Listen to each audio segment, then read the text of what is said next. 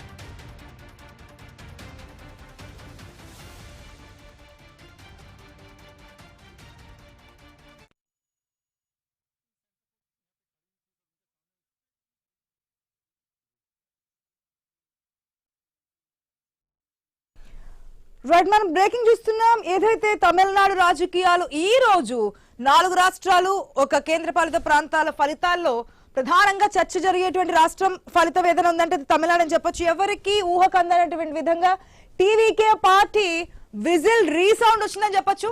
ఎందుకంటే 107 స్థానాల్లో magic figure 118, అక్కడ 107 స్థానాల్లో ప్రెసెంట్ లీడ్ లో కొనసాగుతోంది. మ్యాజిక్ ఫిగర్ కి ఇంకా కావాల్సింది 11 స్థానాలు. ఇంకా రౌండ్లు కూడా మిగిలే ఉన్నాయి.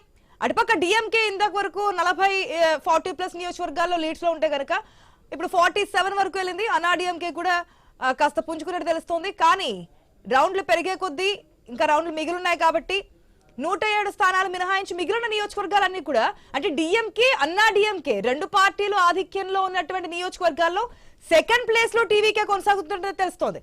సో మిగిలిన రౌండ్స్ లో ఏ విధంగా ఉండబోతోంది, ఒకవేళ హంగ్ వచ్చే సిచ్యువేషన్స్ ఉన్నాయా, లేదంటే మిగిలిన నియోజకవర్గాల్లో సింగిల్ గానే విజయ్ మన విజువల్స్ లో చూస్తున్నాం. విజయ్ ఇంటి దగ్గర ఉదయం నుంచి మనం మాట్లాడుతున్నాం, భారీ బందోబస్తు ఏర్పాటు చేశారని. సో విజయ్ ఇంటి నుంచి బయటకు వస్తున్నటువంటి దృశ్యాలు కూడా మనం ఐ న్యూస్ స్క్రీన్ లో ఎక్స్క్లూజివ్ గా చూస్తున్నాం.